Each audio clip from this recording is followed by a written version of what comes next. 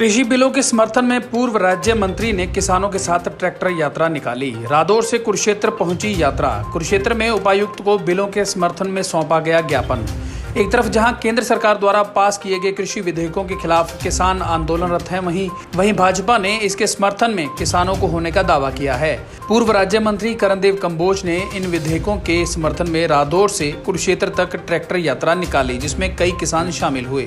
इस मौके पर पूर्व मंत्री ने कहा कि इन विधेयकों के खिलाफ केवल सत्ता के लालची लोग हैं, जिन्हें अपनी कुर्सी दिखाई देती है।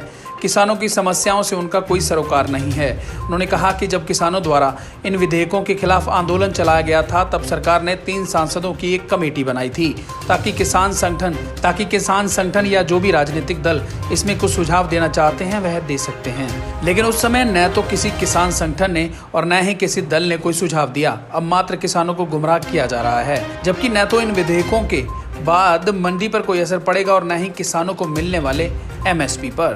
भाजपा द्वारा यह ट्रैक्टर यात्रा किसानों के भारत बंद के ऐलान के एक दिन पहले की गई है। अब देखना यह होगा कि भाजपा द्वारा निकाली गई यह समर्थन यात्रा कल के बंद पर कितना असर करती है। किसानों के हक में जो बिल पास हुआ है वो किसान इससे बड़े खुश हैं। और आज कांग्रेस जो इस बिल का विरोध कर रही है, 2009 और 2014 के मैनिफेस्टो में इनका यही बिल था और राज्यसभा के अंदर कपिल सिब्बल जी ने इसके फायदे गिनवाए थे। आज किसानों को बेवकूफ़ बना रहे हैं, गलत बोल रहे हैं। इनमें सिर्फ कुछ उद्योगपति हैं जिनको एफसीआई और मंडी समितियों से पैसा मिलता था, महाराष्ट्र और पंजाब के। अब उनकी बड़ी डील ख़त्म होगी, इस वजह से उन्होंने भड़काया हुआ है। पूरे देश में हरियाणा, पंजाब, महाराष्ट्र को छोड़ के कहीं भी इस बिल का विरोध नहीं है। और यहाँ भी जो किसान हैं वो इससे जुड़े हुए हैं। आज आपने मंडी में देख ही लिया, एमएसपी के ऊपर झूठ बोलते थे, अब खरीद हो रही है, सरकारी खरीद हो रही है, किसी का कोई नुकसान नहीं है। और ये किसान हित का बिल है कि ये लोग तो सिर्फ सत्ता के बिना नहीं रहते हैं लोग, इनको तो सत्ता चाहिए भी। इनको तो इन्होंने जो राजनीति को एक व्यवसाय के रूप में लिया है, सेवा के रूप में इन्होंने राजनीति को नहीं लिया।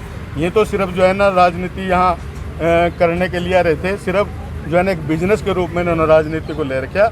जबकि राजनीति एक सेवा का बहुत बड़ा माध्यम है। अगर कोई करना चाहे तो राजनीति के माध्यम से भी बहुत अच्छी सेवा लोगों की, समाज की, जनता की हो सकती है। लेकिन लोगों के लिए तो केवल मात्र भी सत्ता है, कुर्सी होनी चाहिए और कुर्सी किसी भी कीमत पर इनको कुर्सी मिलनी चाहिए।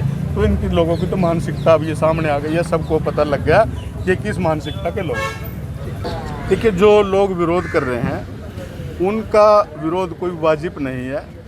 जब ये अध्यादेश लेकर के सरकार आई थी तो हमारे सरकार ने एक 3 अपनी सांसदों की एक कमेटी बनाई थी और ये कहा था कि अगर किसी को कोई सुझाव देना है, इसमें कोई और अच्छी बात किसान हित में जुड़वानी है तो उसके न सुझाव आमंत्रित हैं। और उस कमेटी ने पूरे हरियाणा का भ्रमण करके जगह जगह किसान यूनियन को, किसान संगठनों को, जितने भी हरियाणा के अंदर किसान संगठन है सबको आमंत्रित किया था।